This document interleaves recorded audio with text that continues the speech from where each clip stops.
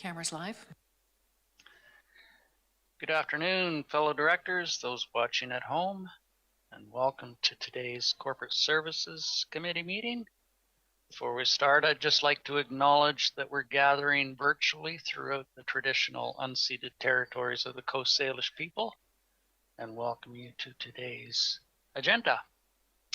Miss Legault. Thank you, Mr. Chair. The first item of business is approval of the agenda. I have a mover and a seconder. All those in favor? Opposed, if any? That motion carries. Thank you. Adoption of minutes, Ms. Legault. There's a number of those. Item M1 is the adoption of the Corporate Services Committee meeting minutes of December 9th, 2020. Moved by Director Smith, seconded by Director Stone. Any discussion on those? Call the question. All those in favor? Opposed, if any? That motion carries. Next, Ms. Legault. M2, adoption of the Special Corporate Services Committee meeting minutes of December 9th, 2020. Moved by Director Sebring, seconded by Director Yanni DiNardo. Discussion on those minutes. Call the question. All those in favor? Opposed, if any? That motion carries as well. Ms. Legault, M3. Item M3, the minutes of the Special Corporate Services Committee meeting of January 13th, 2021 for adoption. Moved by Director Stone, seconded by Director Yanni DiNardo. Discussion on those. Call the question. All those in favor? Opposed, if any? That motion carries. Thank you. M4, Ms. Legault. A Special Corporate Services Committee meeting minutes of January 25th, 2021 for adoption. Moved by Director Smith, seconded by Director Nicholson. Discussion on those. Call the question. All those in favor? Opposed, if any? That motion carries. Before we carry on, I'd just like to welcome Alternate Director Justice to the meeting today. Thanks for joining us. And moving on, Ms. Legault. Thank you, Mr. Chair. No business arising from the minutes, so the next item is public input period, and we have not received any submissions for this meeting. Okay, great. So on to delegations. I am just going to admit the delegate to the meeting. And item D1, Catherine Robinson, Arbutus Ridge Ratepayers Association, regarding the proposed CVRD director salary increase and need for dashboard system. Cobble Hill Association of Taxpayers has withdrawn their participation from this item. Thank you. Ms. Robinson, welcome. Thank you. Happy to be here. Let me see if I can share my screen with you before we move any further. Okay, just to clarify, you have 10 minutes for your presentation. If you need more time, I will interject and see if the participants are willing to extend that. Okay. Can you see my screen? Yes, ma'am. Perfect. Okay. Again, just to recap, my name is Catherine Robinson, and I'm the president of the Arbutus Ridge Ratepayers Association, or ARA, as we call ourselves. ARA represents about 1,400 taxpayers, and they are from roughly 400 or 646 households in the Arbutus Ridge area, which is Area C. The majority of the residents and our members are retired and on a fixed income. Having said that, there is or has been a large influx into the community, lots of new residents, and that has resulted in a significant increase in the activities and management and governance of the CVRD. The proposed CVRD increase for the director's salary of up to 30% caused a considerable amount of consternation and significant opposition in our community. And that is because one of the issues that Arbutus Ridge has is that they are generally advocating, and we are representing them, for lower taxes, less waste, and more accountable CVRD government spending. Oops, hang on. What happened here?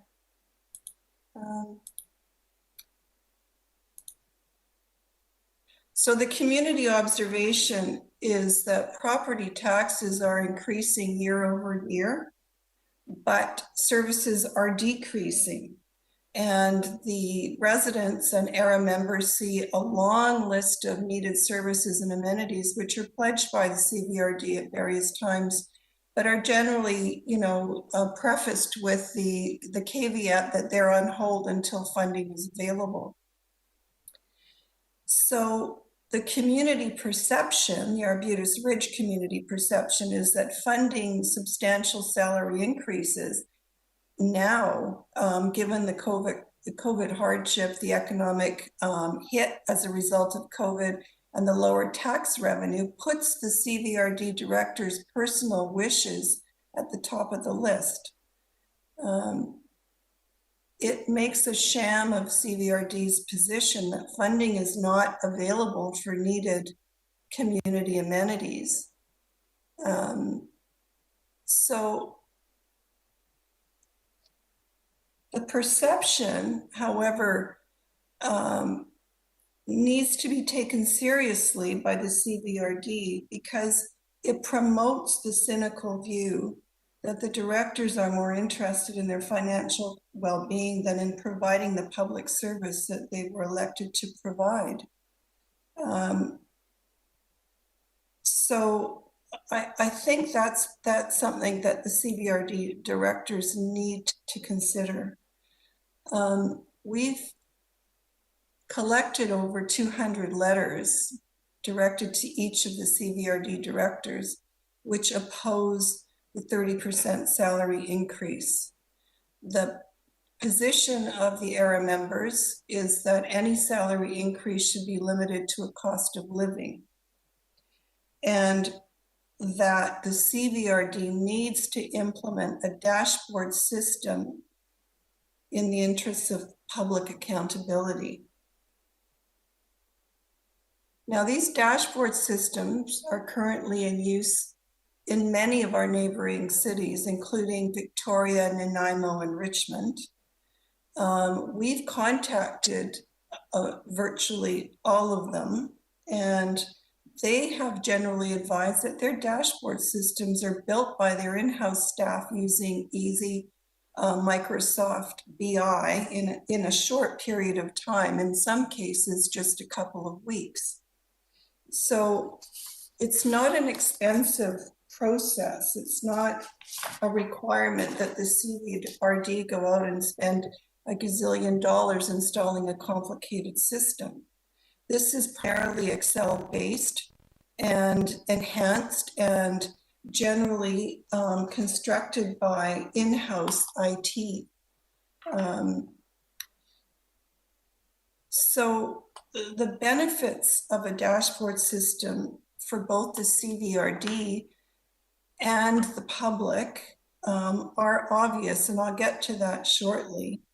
But it's difficult for our members to understand what appears to be a reluctance on the part of the CVRD to implement such a system. Here's an example of the City of Victoria dashboard, which shows the motions being considered on the lower left and how the council voted. Now, this is a simple Excel enhanced spreadsheet, which is created by Victoria in-house staff. And they are extremely pleased with it and extremely pleased with the benefits that they've realized as a result. And in fact, I should point out that the CVRD is already using a dashboard system, which is published quarterly by the Economic Development Cowichan, which is EDC, and that is tracking the CVRD status and progress towards economic recovery from the COVID-19 pandemic. And it is currently on the EDC Dev devcowichan.com website. So you have the capability, it seems to us, already. It's simply a question of using your already existing internal resources and IT expertise to construct a dashboard which tracks at its most basic motions and votes of the council, but it can incorporate so much more information that would be of benefit to the CVRD directors and staff. So moving on to benefits. The primary benefit is that it engages the public and it increases civic participation and trust. And this is something which, if you care to talk to Victoria and Nanaimo, they can confirm. It promotes good governance and less friction. It is simply a record that's already required to be kept. And in terms of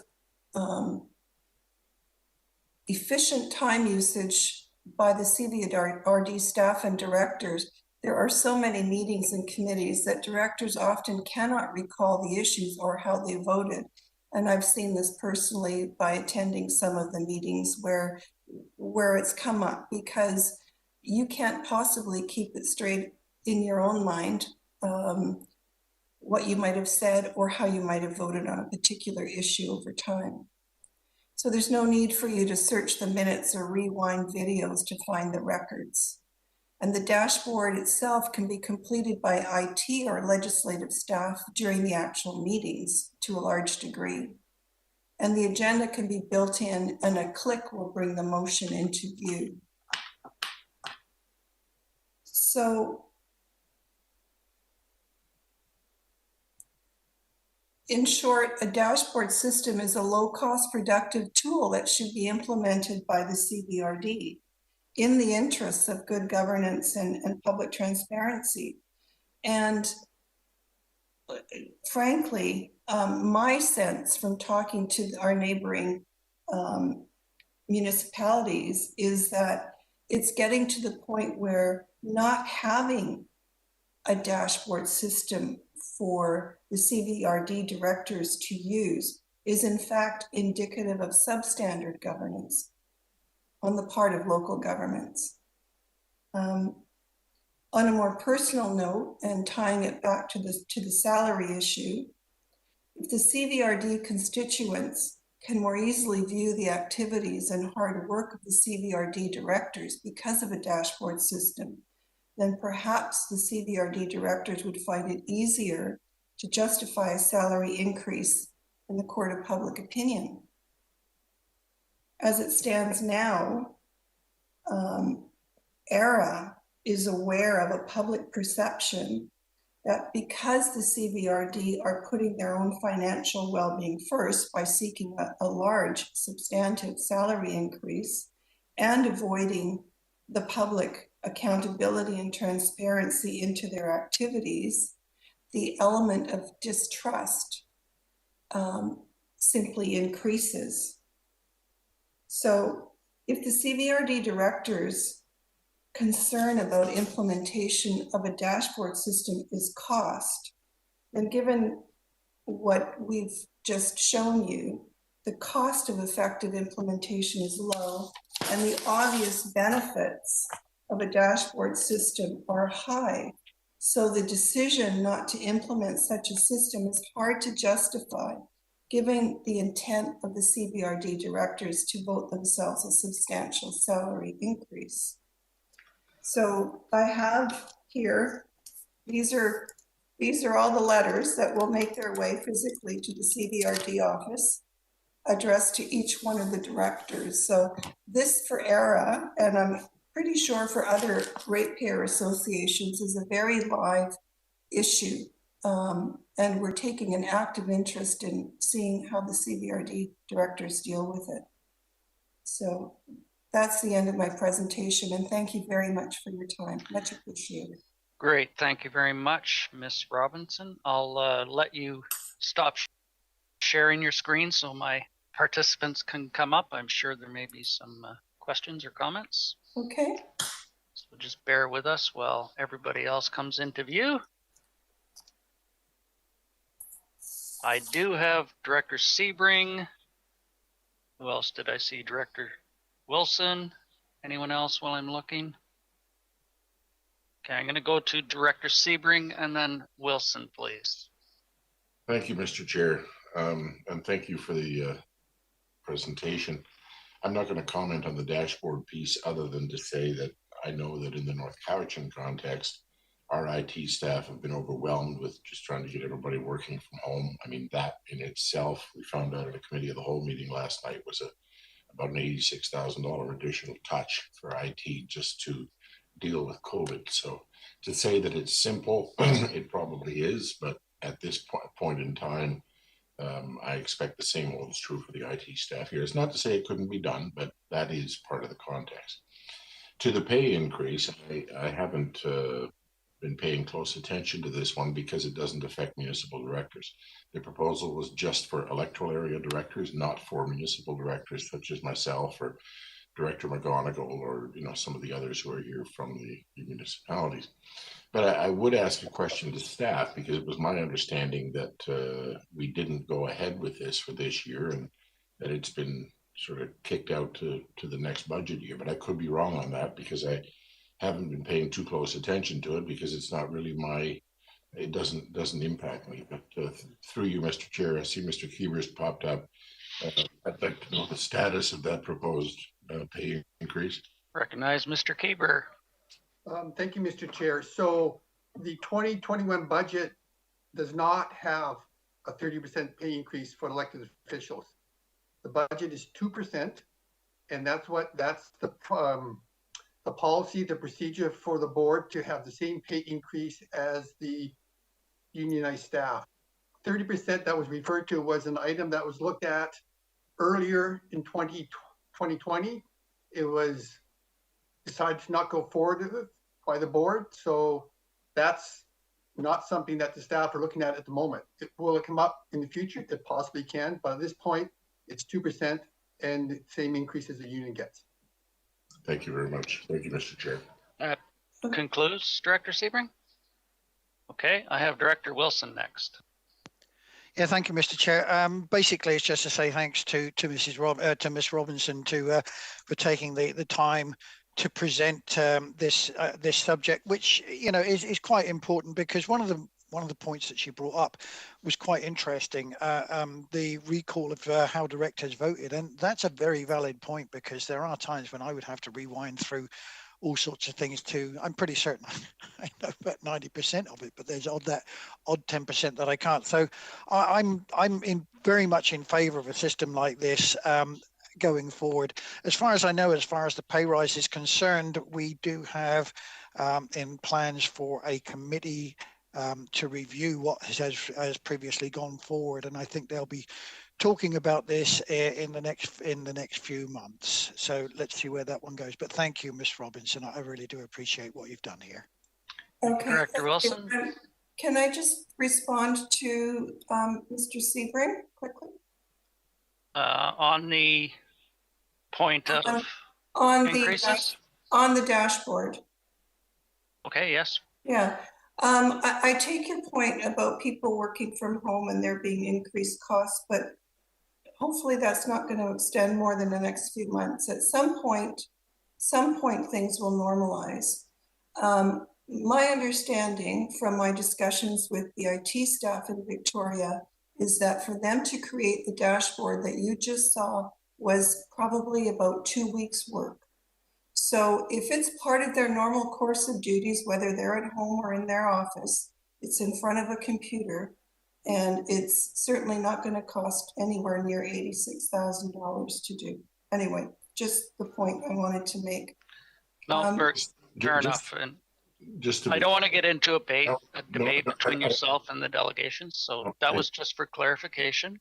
But if you have something new, I will recognize you, Director Seeger. Just to clarify, this isn't about whether IT staff are working from home. This is about IT staff facilitating all the other staff working from home. That's their job. And that's why they're so busy, and that's why the extra costs. That's all. Thanks. Okay. Good clarification. We appreciate your presentation, Ms. Robinson, and we'll take into consideration the points that you have brought forward. I do have Director Marsh next. No? I thought I seen your hand. Okay. Thank you. Sorry, Mr. Chair, I was just waving goodbye to Okay. the presenter. So we'd like to thank you for your presentation and your time for bringing this to our attention. And there's your virtual clap. Great, thank you. I'll report back to my members that this is going to be a 2% increase this year. I'm not sure that many people are aware of that. And I'm not sure, is your 2021 budget passed? Not at the moment. It's going through the system, and ASAP, we will be debating and moving forward on that presentation. Okay, all right. Thank you very much again. Thank you, bye.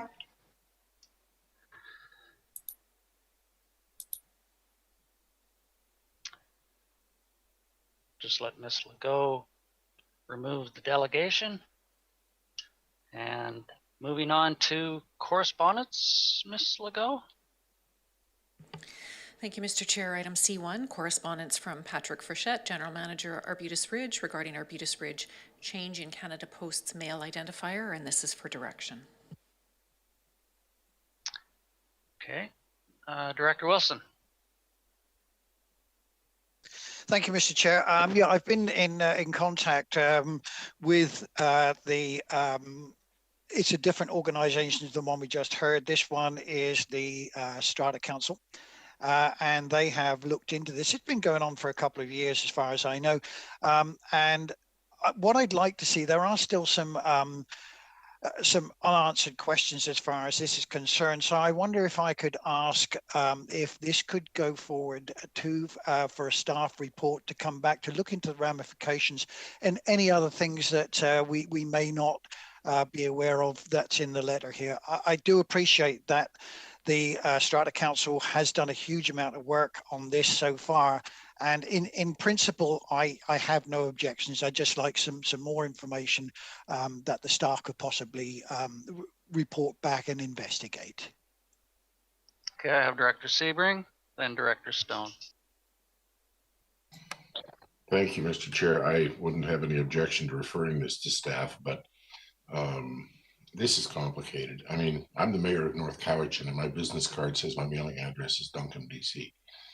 That's the reality. And if a little community, relatively speaking, like Arbutus Ridge, wants its own postal designation without even having a post office, I think that's going to be difficult. I mean, we have, Crofton has its post office, and that address is Crofton, BC, and the same for Chemainus with a distinct postal code.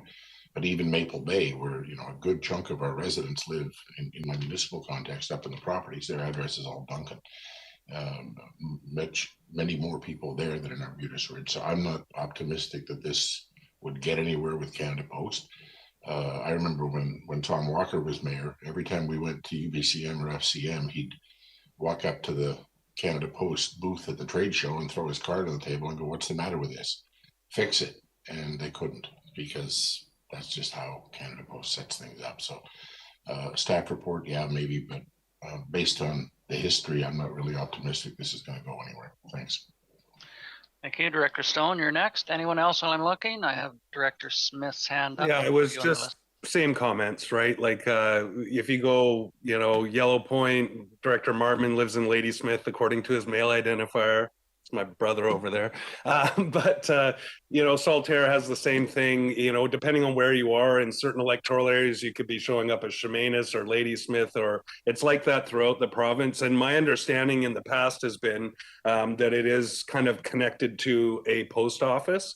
And so the post office, it kind of radiates out from each post office, and then they meet each other, and that's where the mail identifiers go. But like I said, as long as it doesn't require too much resources to get a little bit of a better idea of the implications, I'm fine letting staff take a look at it, but I'm similarly not hopeful it will go anywhere. Thank you, Director Stone. I have Director Smith, and then I see Director Marsh's hand. I'll put you on the list. Yes, the same as the others. Saltaire part of us are Ladysmith, part of us are Chemainus, and it's very, very complicated. It even gets into the phone issues and stuff. So I think if we open the door for one small area, then maybe it should be open for all the areas. So that then makes it a bigger project for staff. So I'm not really sure that I can support staff looking into this at this time. I think this is between that community and Canada Post. Thank you. Director Marsh, you're next. Yeah, in a very similar way, I agree with Director Smith. And just to add a couple of things, we have Westholme, we have Satlam, we have so many different sub areas that I think it would be, it's just not going to happen. So I think it would be a waste of staff's time, actually. So I won't support asking them to do it. Okay, thank you. I don't believe we have a motion on the floor. That was just in discussion terms that Director Wilson brought that forward, but I see your hand up again, Director Wilson, and I recognize you, sir. Thank you, Mr. Chair. Would you like me to put a motion forward for the board to take a vote on? I would most certainly like something for clarification. Sure. I'd just like to make the motion that staff take an investigative look into this, just to clarify what the ramifications may be. So I'm basically recommending that staff do a basic report. Okay, I have a mover. Do I have a seconder? I do have a seconder. Is there any discussion on the motion to move this forward to staff for clarification on the implications of this? I will call the question then. All those in favor? Those opposed? I have Director Kuhn, Director Smith, Director Marsh, Director Yanni DiNardo, and Director Acton. So I believe that motion passes.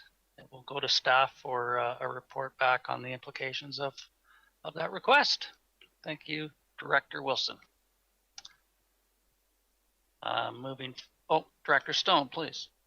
Just one note. I just want to say I did support it because I think that this may lead to the bigger questions we've asked. And if we can get a little bit of insight, if we receive another request like this in the future, we'll be able to report back on it. Great, thank you very much. So moving forward, Ms. Legault, please. Thank you, Mr. Chair. On to reports. Item R1 is a report from Legislative Services on the 2021 meeting schedule review, and this is also for direction. Okay, did we have anyone from staff that would like to start off on this, or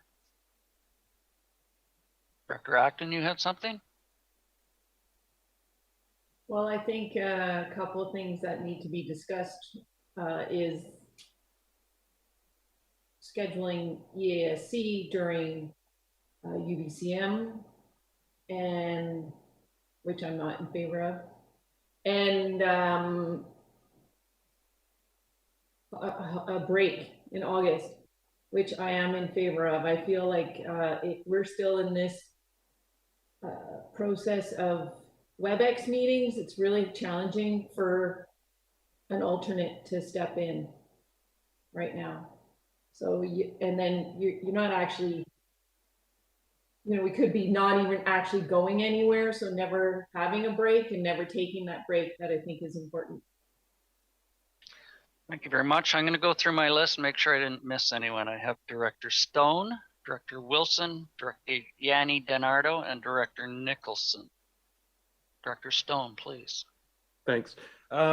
Yeah, so good points by Director Acton. I'm of the same mind, but I'm not really going to weigh in too much on the EA meetings. I really think that's up to the EA directors. I do think that regardless of the maybe heavier workload in July and September, that I do support a break in August. I think this was the first year, even with COVID, that both the municipality and the regional district did have a bit of a break, and I felt it was really helpful. And we have planned at the municipality to have a similar break again in 2021. So it would be really appreciated if we had that break. That being said, whatever the board decides, the only other item I think, and this is speaks to other ones, was just sort of looking at a day for those longer agendas when we can split them up, or special meetings, and setting aside possibly something like a Thursday as sort of a second meeting day. So if we come up against really long agendas, especially in those weeks prior to and after a break in something like August, that we kind of have in our minds that Wednesday and Thursday would be kind of set aside, just to break up the workload a little bit and prevent those 10, 12-hour days of meetings, especially if we're on Zoom. So I would support that as well. I'm hoping that it would be Thursday. Obviously, Monday and Tuesdays are municipal council days, so that doesn't work, generally speaking. But if Thursdays was sort of our secondary meeting day as a board, I would support that as well. So thank you. That's where I'm at. Thank you, Director Stone. I have Director Wilson, Director Yanni DiNardo, Director Nicholson, then Director Morrison. Anyone else? Okay, Director Wilson, please. Thank you, Mr. Chair. Yeah, I'll be quite blunt about this. I'm not a great believer in taking the whole of August off, as we did last year, because all it did was compress everything into the following months, and which was then obviously led to all sorts of complaints about how hard people have to work and how difficult it is to attend meetings and all the rest of it.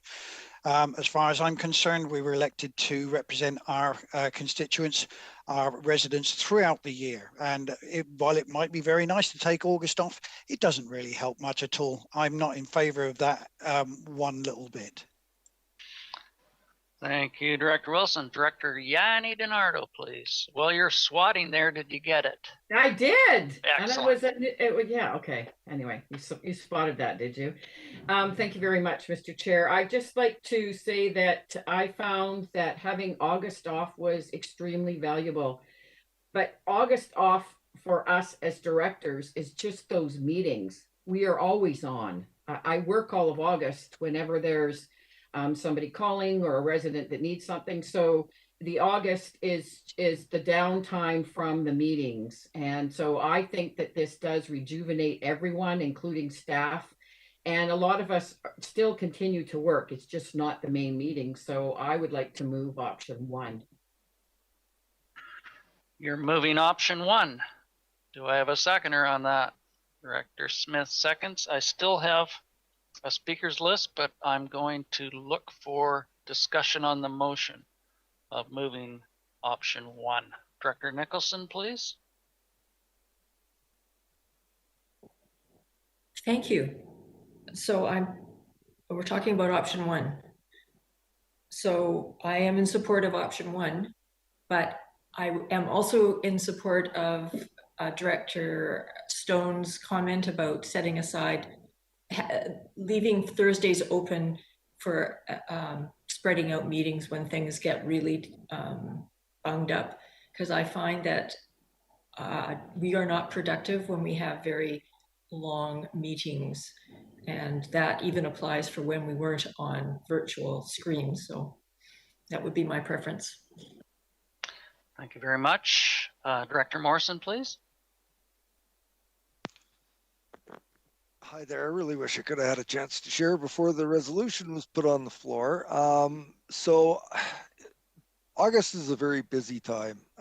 There's already been a perception that somehow we're not deserving of a pay increase, even though the previous board had an obligation in my mind to take care of that. I believe we're supposed to be working 12 months of the year. If I've got something that I needed to attend to in the way of travel or visiting a family or whatever, I would simply go when it was appropriate to go. But I can't agree with taking a month off in the summer. I saw what it did to the EAS agendas, both prior to and coming back from. We've had a year of incredibly long and to some extent unproductive meetings when we're trying to juggle all of that. So, I just simply can't agree with taking a month off. I thought last year was a good example of why we shouldn't be taking the month off. And so if option one is supporting canceling for the month of August. I just simply can't do it. It was an experiment last year. I thought it was a dismal failure, and I quite believe that the perception of the community is that we should be on the job, even though we are not having meetings. We should be on the job throughout the year. Thank you. Thank you, Director Morrison. Did I see you, Director Sebring? With your hand up, please. Thank you, Mr. Chair. You know, we have this discussion at my council table. What we do is for the month of July and August, instead of 2 meetings, we have 1. And I have tried valiantly over the last few years to say even that's a mistake, because that 1 meeting, I mean, I recall the meeting on July 15th of last year, that one went 11 and a half hours on Zoom, because when you have all that business to do and it compresses into 1 meeting, it just makes those meetings longer.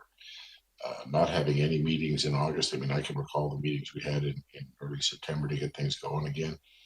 To me, it's, I mean, I appreciate what Director Stone is saying. Let's then break those up and take 2 days, take the Wednesday and Thursday.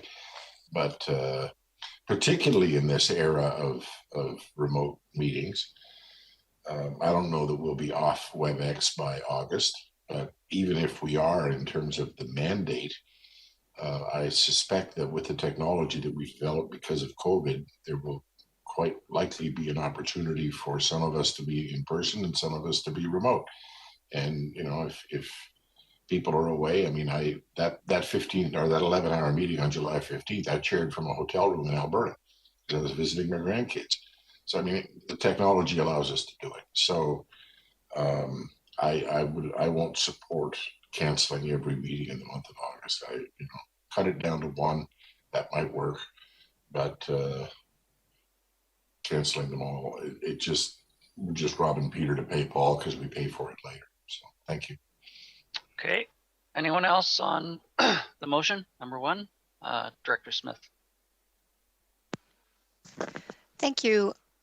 I feel that I know other directors are the same as me. For electoral area directors, we're on call 24/7, and it doesn't matter whether it's the Christmas period off with staff having time off. We're the ones that get the phone calls, we're the ones that get the emails, and we're the ones that are working through some of those situations. And I appreciate people contacting us.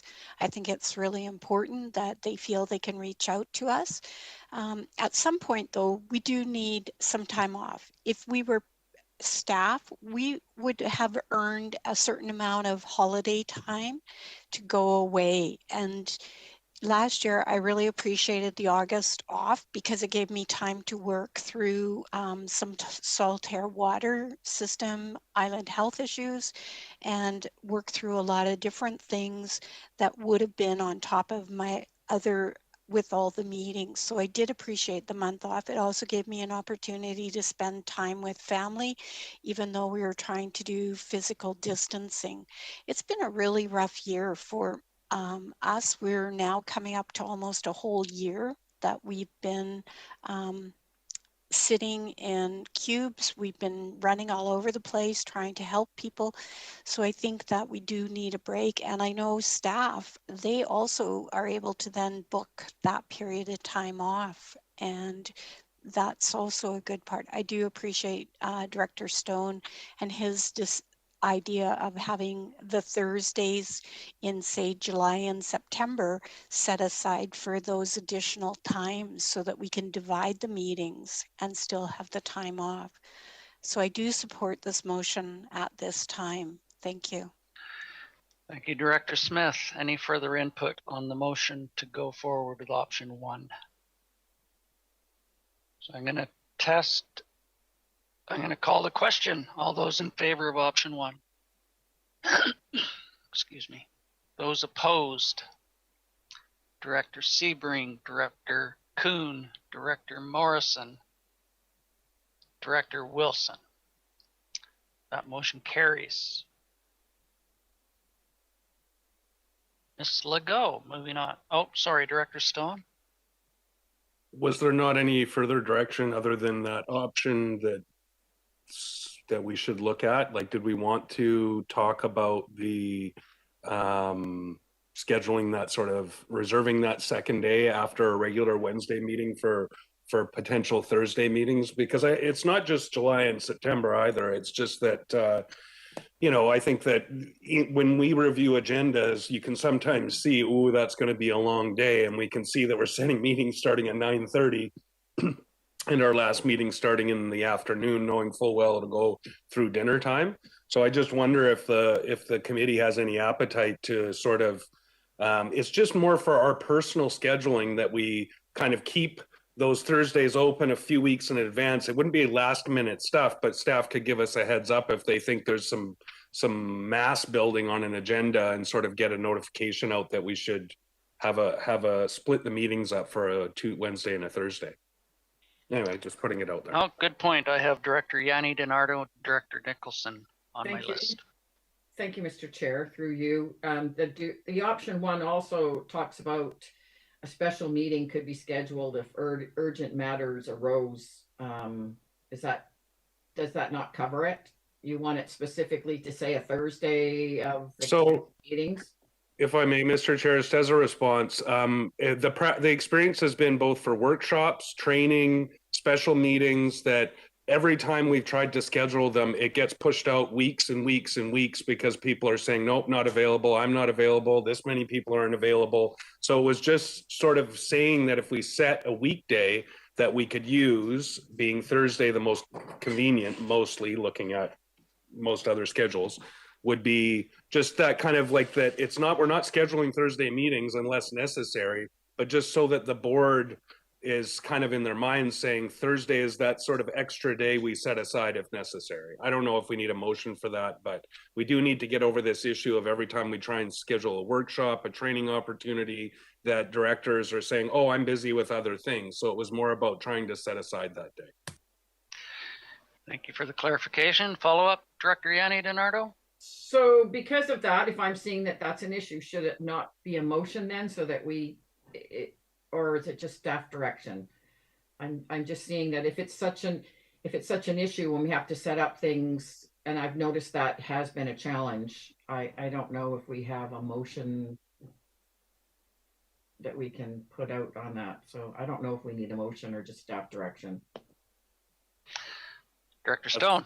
That's why I was asking staff to give us some feedback on whether they needed a motion or what would be appropriate. Thank you, Mr. Chair. Through the chair, I don't believe that we need a motion, but it would be nice to have a sense of consensus that that was the day that would work for folks. Okay, thank you very much. I have Director Nicholson and then Director Sebring. I think Director Stone covered everything I want, and I do think it would be useful to understand whether Thursday's a good day or not, or whether maybe Friday or another day would be better. But I do really believe that we need to set an extra day aside so that we can, the staff can have an easier time scheduling extra meetings. Thank you very much. Director Sebring, please. Thank you, Mr. Chair, and I guess to the rest of the directors, and specifically Director Stone, because this is his idea. It's not a bad idea. I just need some clarity. Is this the Thursdays of the CVRD meetings, being the second and fourth Thursdays of the month, or is this every Thursday that we're expected to or not expected, but that there may be a tentative hold on our calendars for those Thursdays? Because if it's every Thursday, I'm going to have a problem. But no, if it's the Thursdays of our regular meetings, I could make that work, I think.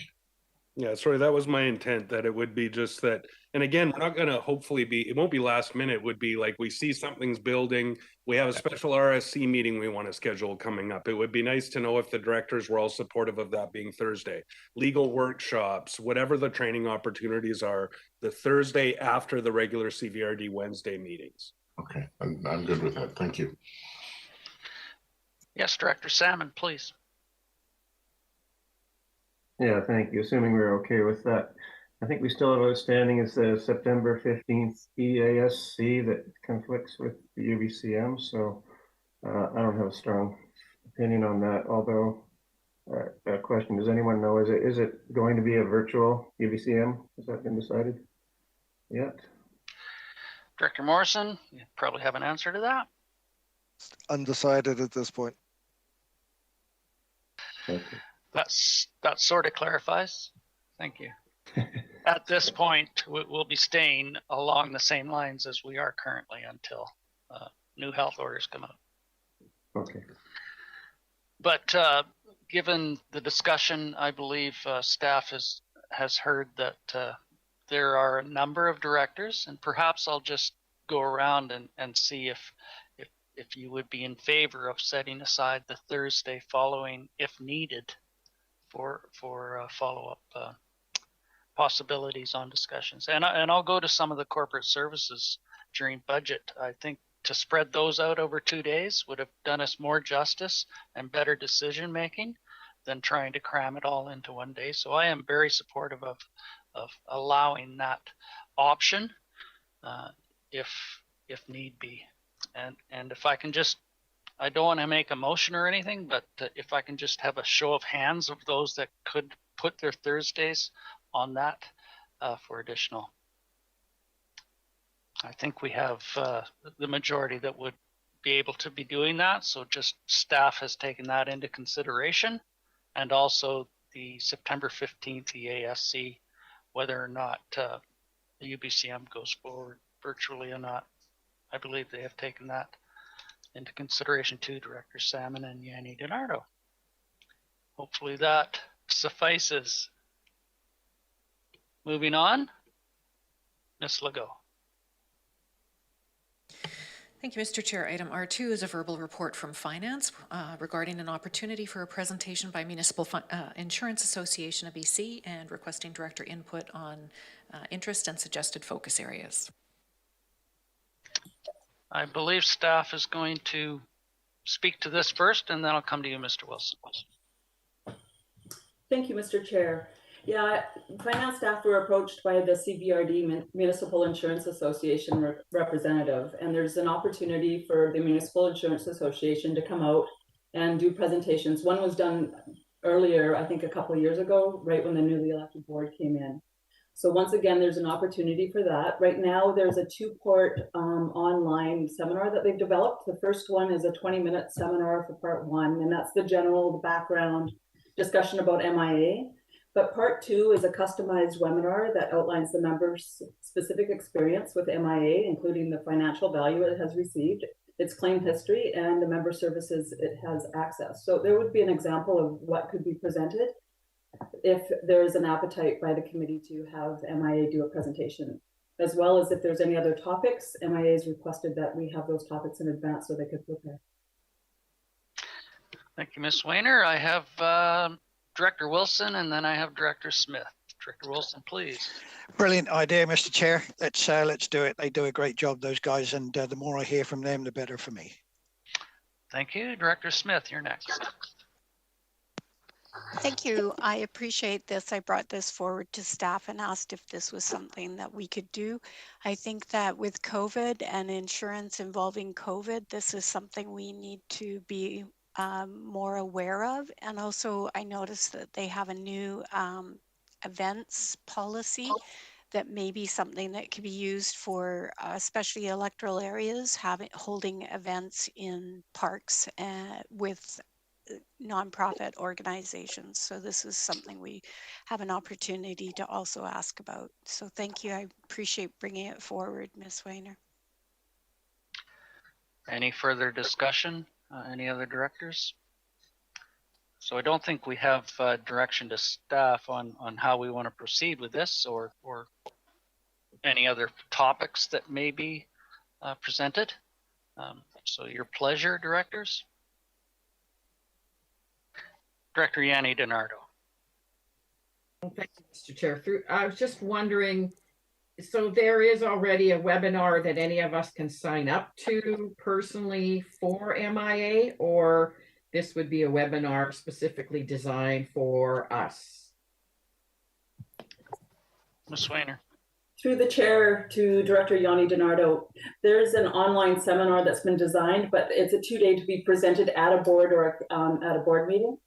And so the first part of it is a 20-minute one, which the board may not want to do because it's more similar to what was happened earlier. But part 2 is customized to the CBRD and their claims and their history. Thank you so much. The customized, yeah, that would be a good idea for us. Thank you. Did I see your hand, Mr. Wilson? Director Sebring. Mr. Chair, is it appropriate that we entertain a motion that staff be directed to set up a webinar with MIA for the board? I would appreciate that. Do I have a seconder for that? Moved and seconded. Discussion on the motion. I call the question. All those in favor? Opposed? Thanks for bailing me out, Al. Oh, that's great. Look forward to that. It's always a good presentation. That concludes R2, Ms. Legault. Moving on. No unfinished business or items of new business, so that would take us to question period if you want to have your 10-minute recess. So let's take 10 minutes, or let's say 9. We'll reconvene at 4 p.m. and await the questions.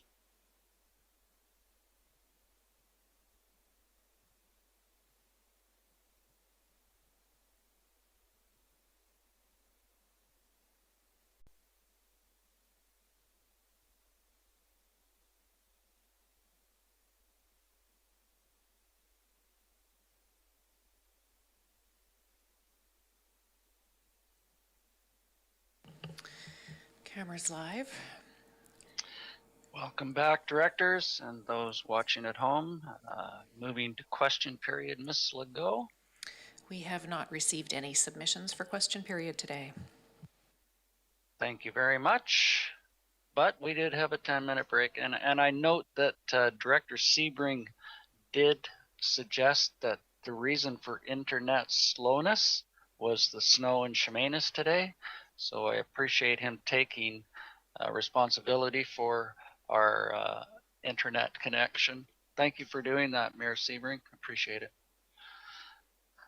So moving along. Motion to adjourn. That's what I'm like, motion to adjourn. Thank you very much. Moved, seconded. All those in favor? Non-debatable? I'm going to go out and shovel my driveway. Better, so the internet will work. Thank you very much. We'll see you for the board meeting. Thanks. Is that at 6:30, Tim? Closed at 5. Closed at 5. Closed at That's 5. what I thought. That's what I thought. Okay.